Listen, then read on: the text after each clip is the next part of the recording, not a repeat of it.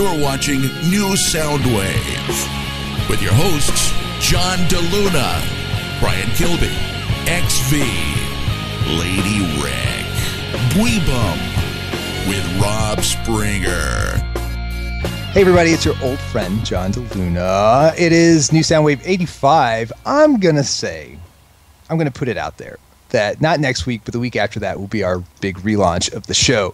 So enjoy the stripped down classic New Soundwave format for 2 more shows.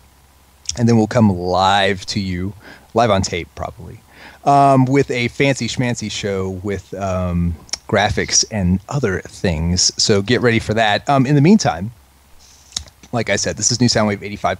Joining me, Peter, Triple K, Bweebum. Yeah, that's right. XV giving me a funny face. Come on, I like that. Look at that. I have no other face to give, John. True. These are Screw facts. you. These are Screw facts. you. And new Rob, our favorite RAC, Rob. Rob Hi. Clay. Yes. How are you doing, Rob? I'm not too bad. Yeah, It's the first time I've done this, so, technical stuff, but I'm getting there.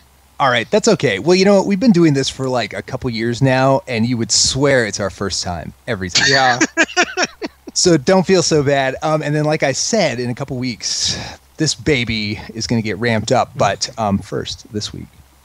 This week is a good week for news, and we're going to keep New Soundwave kind of short and pithy and keep it snappy. So first up, the Wii U. A couple interesting tidbits to discuss on the Wii U. First of all, EB Games Australia has listed the price for the Wii U in Australia at 598 Australian dollars, which equals somewhere over $600 for a Wii U.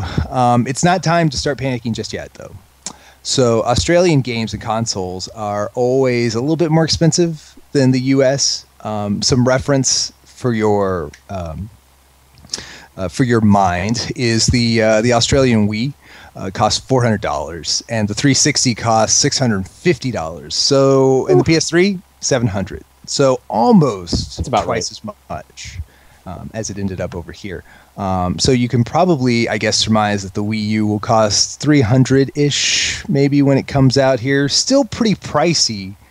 And then the Wii U, of course, the Wii was the low-cost leader traditionally in this last generation. So now you're looking at a Nintendo console that's right up there in terms of price and expense as all the other ones. So for you guys, does this dampen your opinion of the Wii, or is this kind of what you expected when you first started hearing about it? Did you see dollar signs? Well, the Wii itself started out at like $250, right? Yes. So if this does end up being around $300, that's not a great leap. And this seems to be doing quite a bit more technologically, so I think that's pretty much on par. Yeah, it doesn't sound unreasonable for what all it looks like the system's going to do. My only concern is I do wonder if maybe Nintendo has underestimated exactly how good the low price of the Wii was for them in terms of, getting it out there. Absolutely. And here's another tidbit for you guys. So that price is apparently only going to include one controller. So when you go into the store, or mom and dad go into the store, they're going to be faced with the immediate question of, do I need a second controller? And if you have more than one kid, the answer is going to be obviously yes. And as you guys have seen, the Wii U controller is quite a beast. In fact, it's so complicated. It was considered for a while by Nintendo that they considered it making it a portable gaming system all of its own. So we don't have I don't think we have a price on the controller yet by itself, but it's not going to be cheap. It's not going to be cheap, and you're going to probably need one on day one in addition to your system, and probably maybe a launch title or two. So I can't see that an extra controller not being at least $100. Right, I cannot see that. Me either. Yeah, but after you. No, go ahead, Rob. Okay, I was just going to say, the only thing I'm thinking is that since they say that current Wii peripherals are going to be compatible, is what I heard last, I have a feeling we're going to see a lot of the early games be able to use those just so people can actually do multiplayer without a huge investment. Mm-hmm. Mm-hmm. At least that's what I'd be thinking of. Yes, absolutely. Hey, Peter, do you have some thoughts? Well, I just don't know. I mean, it seems as if it's like, okay, only one controller will be required, but I certainly hope that there's a way that you can definitely support more than one, right? Yeah, I mean, they say technically it's possible for the Wii U to support multiple Wii U controllers. They just plan on not asking their customers to buy multiple controllers, but that's just, I mean, that's not reasonable to say. we don't want you to buy another controller. That's one way to work around the problem of the extra controllers being super expensive. Yes.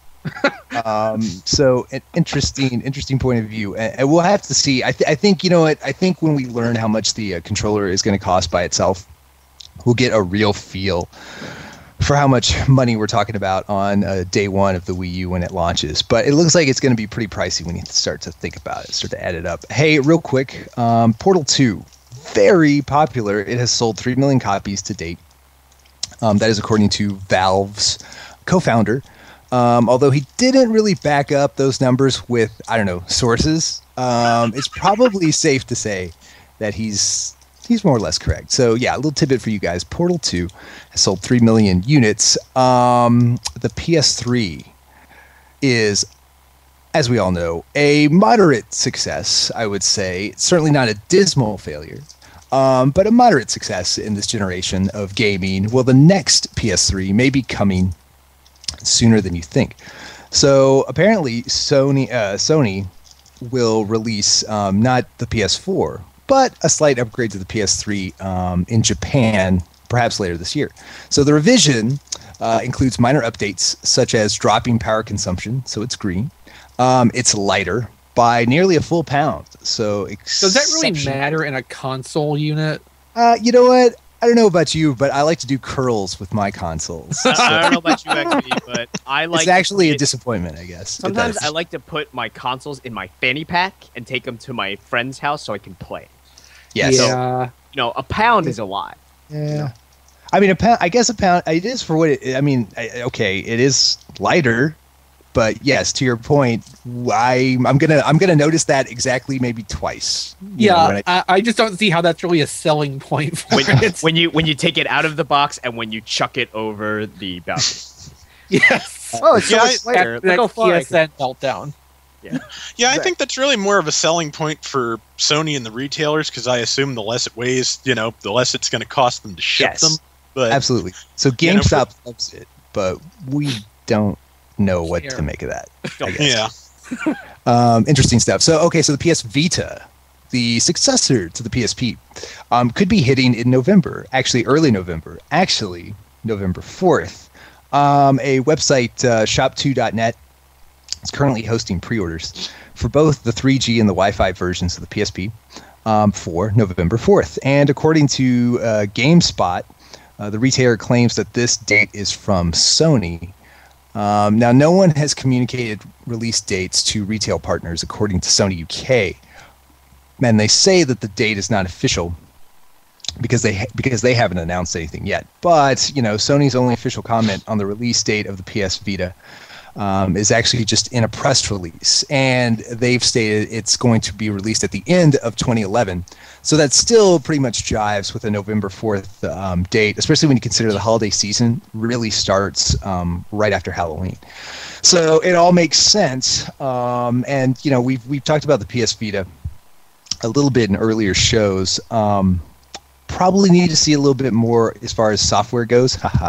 For us to judge a Sony piece of hardware. Imagine that. We're dry on software, fellas. We're dry on software. But are you guys excited, Peter? What are your thoughts on the PS Vita? I feel like the more I hear about the confusion about Sony and the PS Vita, the more I think about how like Nintendo Wii U is making a turn for the worse each time I hear it. Like the more and more I hear about it, the more I think it's just going to be an utter disaster. I feel like Sony is just going to at one point be like, on November 3rd, they're going to be like, we are selling the PS Vita tomorrow. Yay. And then it's just, and then there's going to be like some crazy date. I don't know. You still haven't really seen anything that you actually want to play, and it wasn't really that big of a deal at E3 either. I mean, I'm a little worried. Oh, yeah, absolutely. Well, you know what the thing is, like, for all the knocking that the 3DS has gotten, because it's had soft sales, yada yada.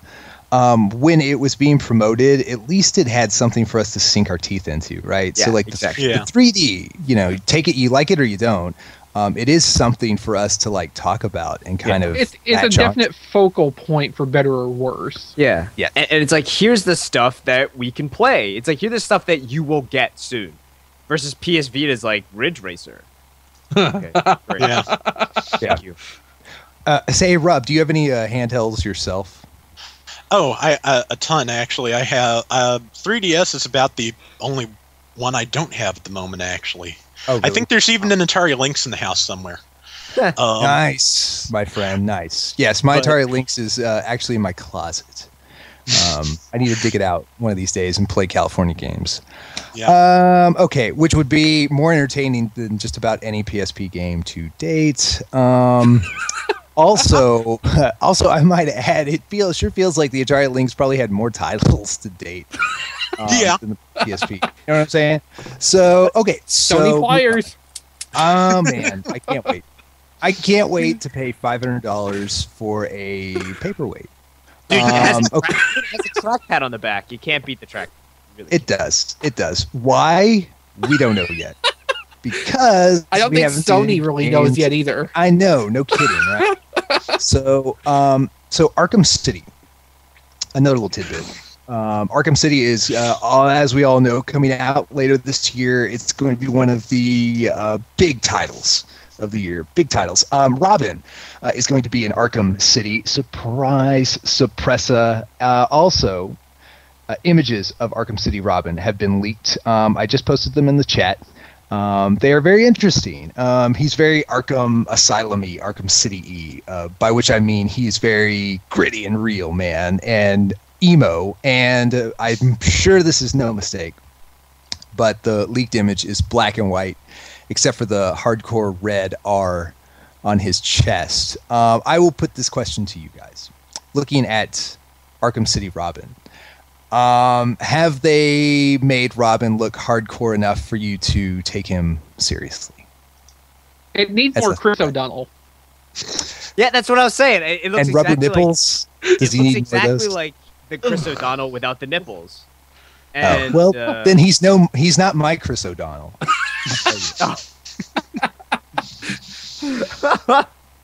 Yeah, so those weren't actually on the costume. Chris brought them with him. Oh, nice. Yes, they're pasties. They're detachable. But yes, actually, now that you've mentioned the lack of pronounced nipplage, I can't stop looking at it and longing for it. It's apparently a little warm in okay. there. Well, So a couple more stories before we get to our topic. Like I said, we like to keep New Soundwave nice and pithy and quick. Poor Sega. Poor Sega. Uh-oh. They are the latest victim, as you may have heard, in the the summer of hacking 2011. So the Sega Pass hack has been upgraded from temporary loss of some service to which we weren't really paying attention to, all the way to reasonably serious business. So in a statement to Reuters, Sega has revealed that the scope of the data breach to their Sega Pass service has reached 1.3 million user accounts, including birthdays, dates of birth, and passwords. Sega made it clear when it initially announced the breach that payment information wasn't at risk.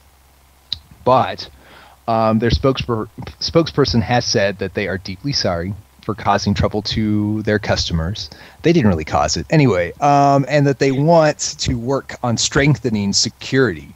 How nice of them to say that. Yeah. This time, a hacker collective, Lulzsec, is that how we pronounce it? Anyway, Yep. Lulzsec. Nice. Isn't claiming responsibility. Instead, they are trying to help, or they've offered their help to Sega to find the culprit. Why? Because, like all of us, they have proclaimed their love for Dreamcast, specifically Dreamcast. And they said, these people it's are the going best thing down. Sega ever did. Isn't that fun? Isn't that hilarious that, like, we're going to help out because we love the Dreamcast. These are people after my own heart. Yes. It's like, Genesis, nah, Saturn, nah, Dreamcast. The Dreamcast. Yes, we will do anything for you for the sake of the Dreamcast. Is the Dreamcast... So here's a question for you guys. Is the Dreamcast at least easily, like, one of the top 3, if not the most, like, positively thought of consoles? I mean, is it the one that has, like, the most positive cult following of any, like, dead system? Because it seems like universal. Like, everybody loves the Dreamcast, even if they've never had a Dreamcast. They've just been trained to, like, love it.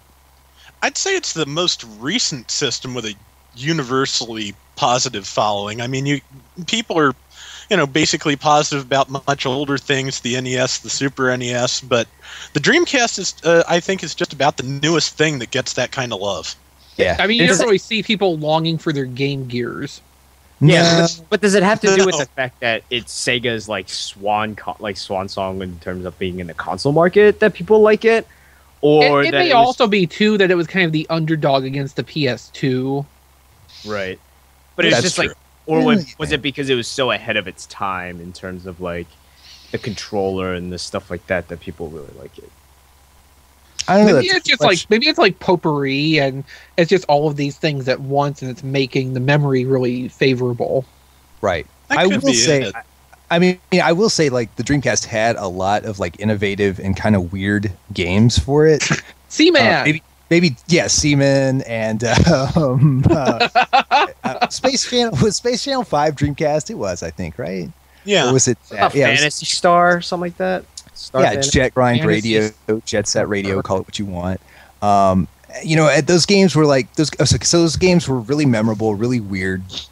Probably one of the reasons why they weren't completely commercially successful, but they were certainly they were certainly very memorable.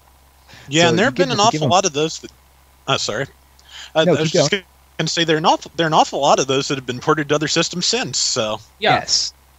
Yes, they couldn't carry a system, but they certainly add, like, great flavor to your library. Maybe that was like a lesson that Sega, I guess, it's sad. We'll get into Sega one of these days. We may even devote an episode to Sega again one of these days, just to kind of talk about. They sure gave it a go. They sure deserved better.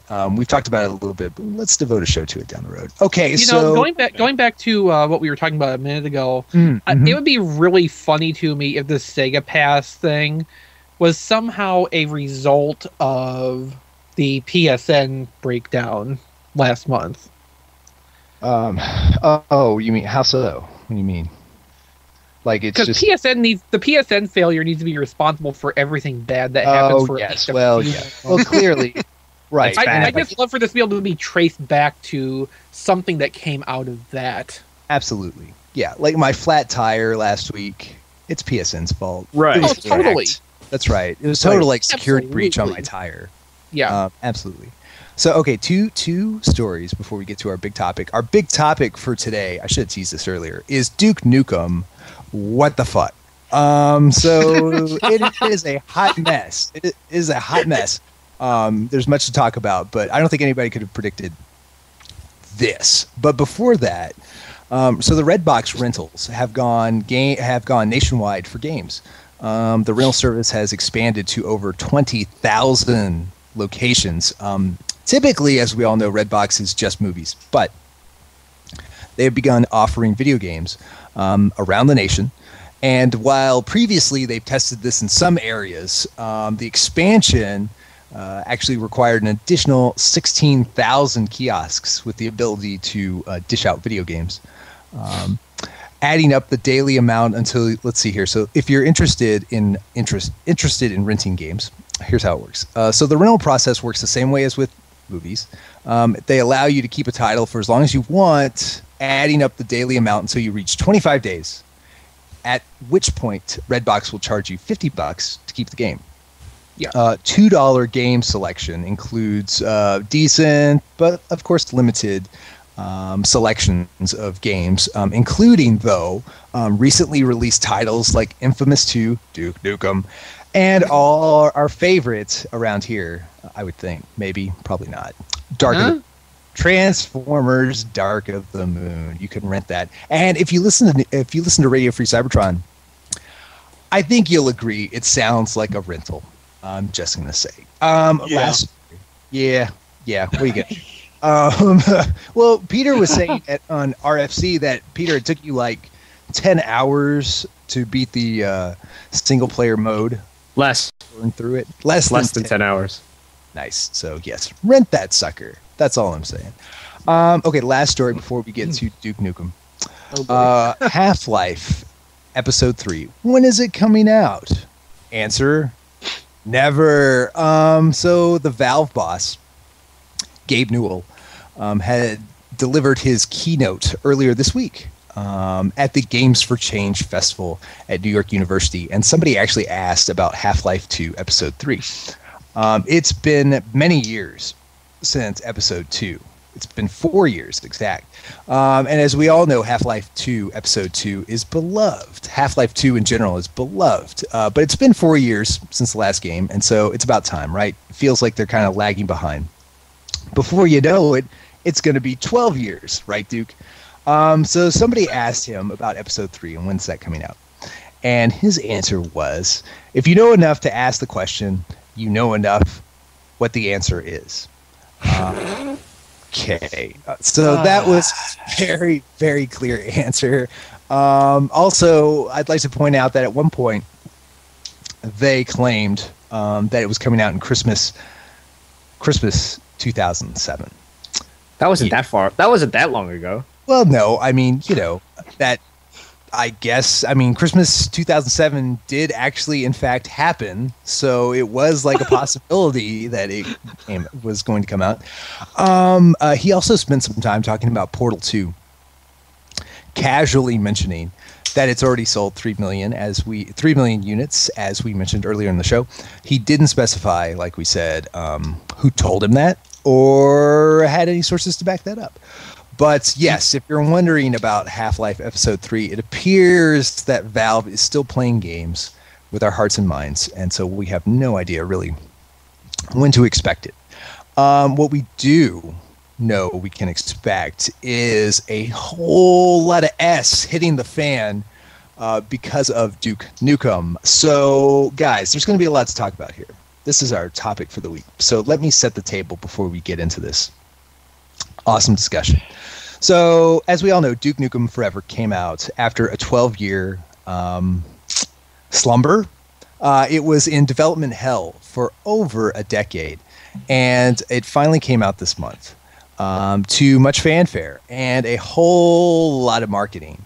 The problem is, I think we could all expect that after 12 years of hyping and 12 years of the game, frankly, becoming a legend, there's no way it could meet expectations. And we were right. The one thing we didn't expect was Duke Nukem, by just about everybody's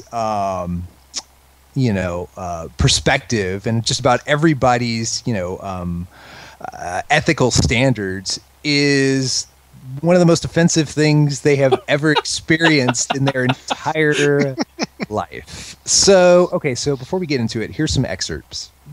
First of all, I scoured the internets for headlines from mainstream media, and you would get headlines like, Duke Nukem, dark, offensive, appalling, or Duke Nukem, a nightmare for all generations.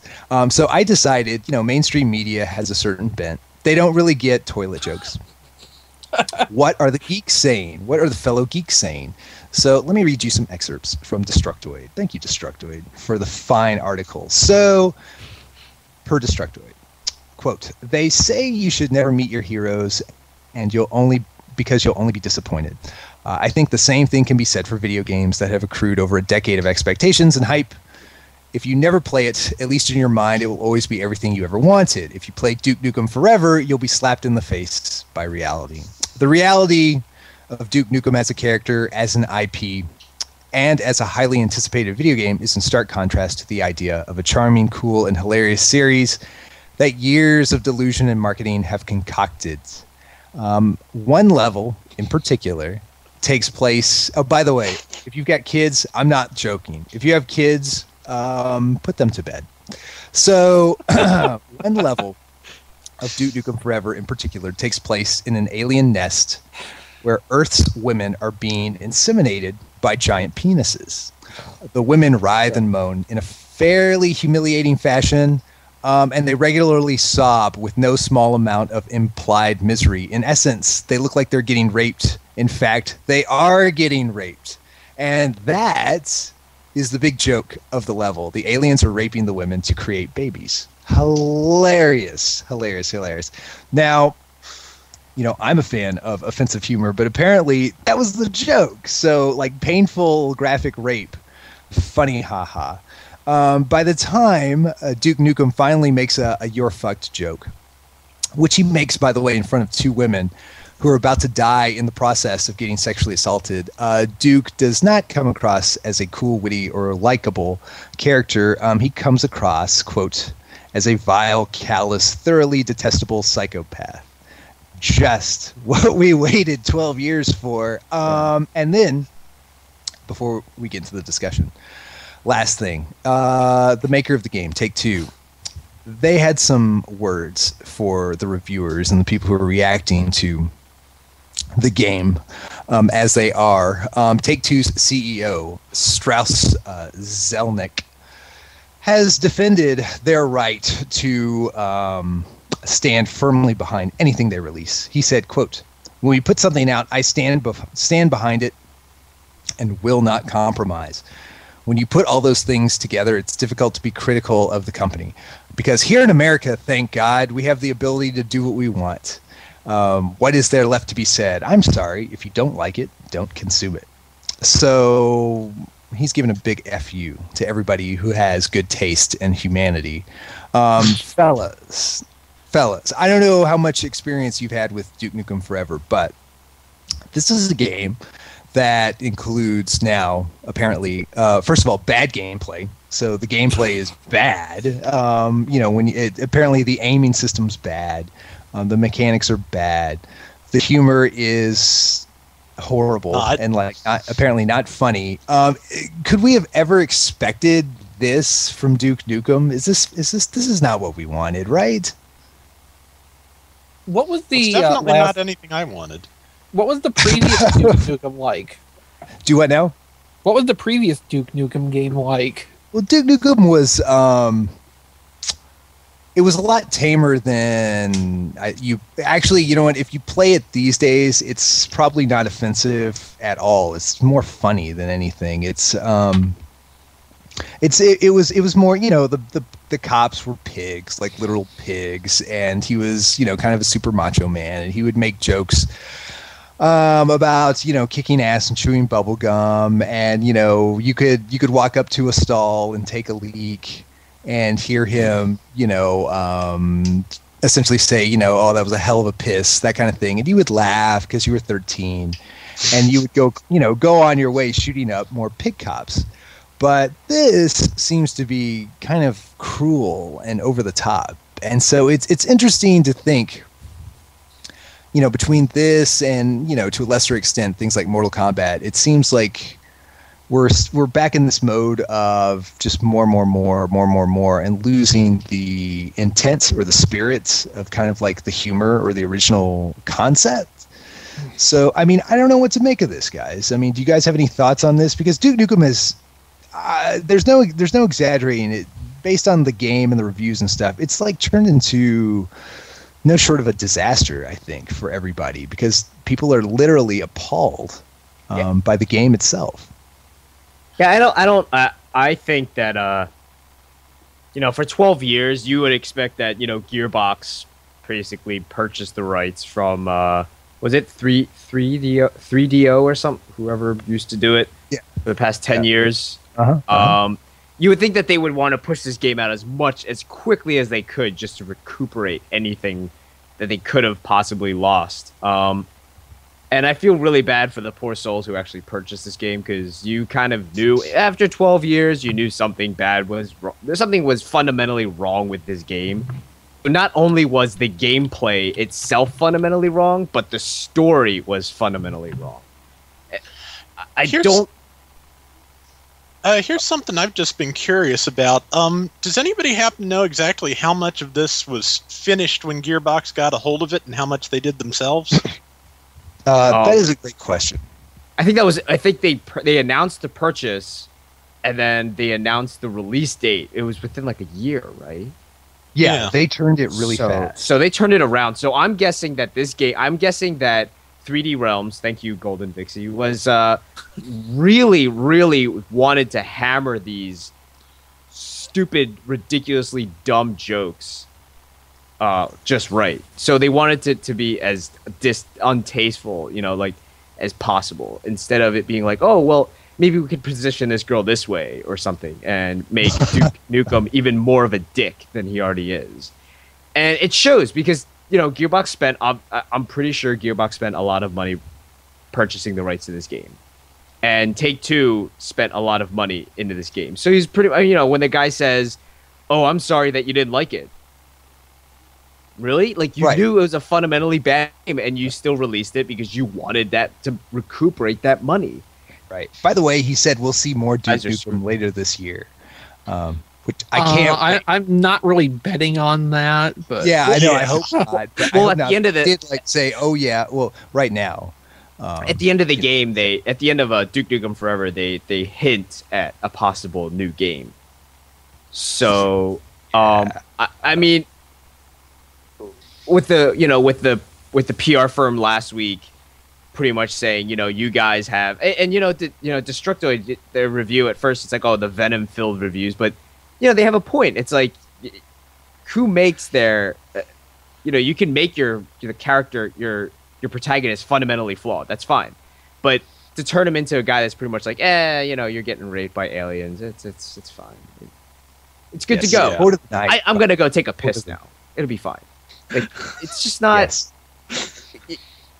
I mean, Duke Nukem Forever was already in your mind, like, oh my god, this game is going to be the best because I've been waiting for it. But it got to the point where it hit nostalgia, and want things. Yeah, absolutely. And the thing is, so in the chat, Golden Vixie, makes the point that would it have been less bad if it was released 10 years ago? I don't know. Probably not with the rape stuff. No. Not with the storyline. No. Yeah, I don't know if it's a question of timing on that. It's just taste. Toilet Humor is perfectly fine, but when you say, "Oh, these girls are getting raped by aliens," you're screwed. I'll see you guys. Yeah, it's like, I don't know, but that's very distasteful. It's not right. It's not something that's gonna change with how old the game gets either. Right. This is always going to be a mistake they've made. I think people would have forgiven the gameplay, and the long load times, because back then, in 12 years ago, you had GoldenEye, right? Which you couldn't jump. Mm-hmm. You had to press 6 buttons to crouch.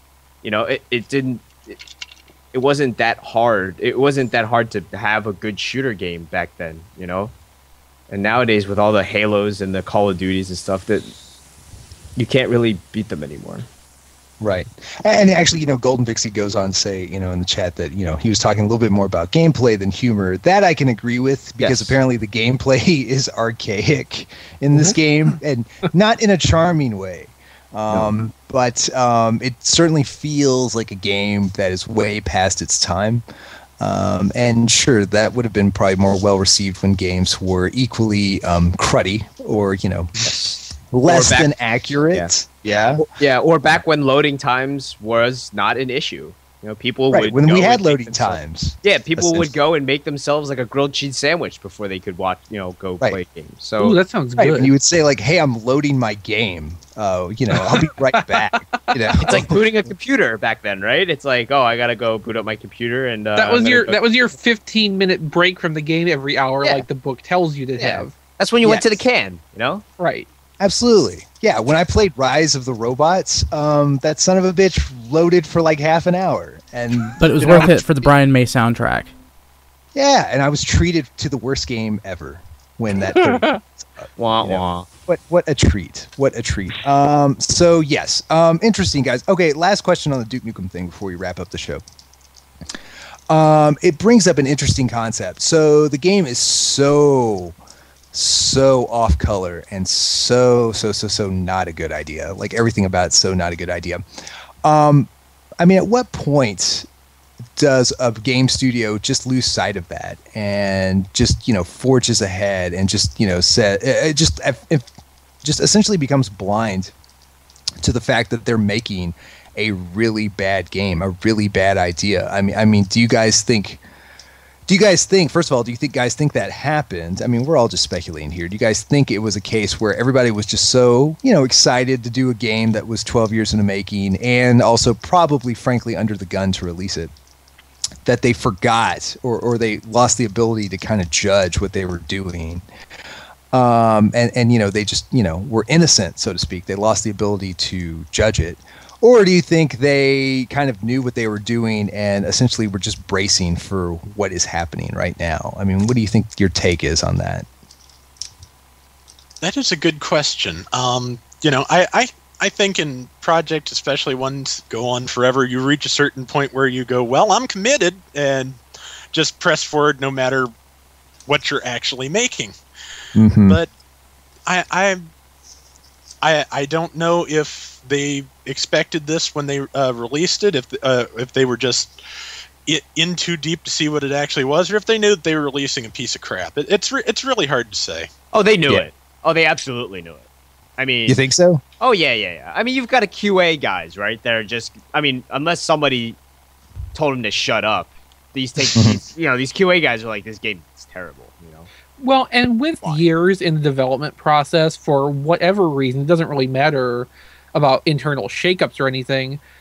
If you're committed to releasing it, you're going to get tunnel vision, and yeah, you're not going to really care what the playtesters are telling you or what anybody is saying ahead of time about what is actually going into the game. Mm-hmm. You're in the process, you're going to get this done. I think yes. I think that it's like those film-based video games. They know they're bad, but you know what? They know they're gonna get money from it. Mm-hmm. Yeah, they know people spend true. that $60 to get that game, and they're like, they're pretty much they're laughing their whole way to the bank. Like the Take-Two guy, he's laughing his whole way. He's like, you guys are suckers for buying. Well, and that's a good point too, because shortly before the game actually came out, amazingly,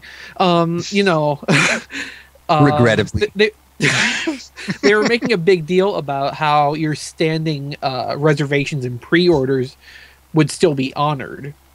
So it's like they were trying to get everybody, whoever was trying to get in on getting this game, still to be locked in, so they would get that money before anybody found out they shouldn't buy this. Absolutely. You know what it's like? It's like essentially movie releases. So, they're just banking. They're doing everything they can to make that day one or that week one release huge. And then when everybody figures out, oh my gosh, this is like the worst thing that has ever crossed my eyes. It's too late because we've got your $60. You know what I mean? It's essentially like a bad action movie. Hello, Dark. Or Romeo and Juliet. Yes, or Romeo and Juliet. Romeo and Juliet. Or second, just most horrible thing. Or even like The Tourist, right? Which was met with horrendous reviews. Or even most recently, Green Lantern, right? Which was not met with. I need to see Green Lantern. By the way, I've heard it's not horrible, and I've heard it's so bad. So I need to go decide for myself. Well, that sounds about like the Fanboy Versus take on it from this weekend. Oh, terrific! Oh, did you guys? Did they review it? I'll have to listen in. By the way, guys, listen to our sister show, Boy Versus. Apparently, they have a Green Lantern review, so go listen to it. Anyway, I think on that note, we're going to wrap up New Soundwave for this week. Like I said, we are a couple weeks away from the revamp of the show. It will be so cool and flashy and spinny. I'll just describe it as that. Very spinny and animaty. You will love it. It will also feel more like a real show. Not to say this isn't a real show. But until then, thank you for listening. Thank you to New Rob, our new Rob. How about that? Thank you for that. You did awesome. Oh, glad to be here. Very nice. For Weebum, also known as Peter, and XV, I am John DeLuna. We will see you next week for New Soundwave 86, and then New Soundwave 87, which will have that fancy schmancy new look. See you guys.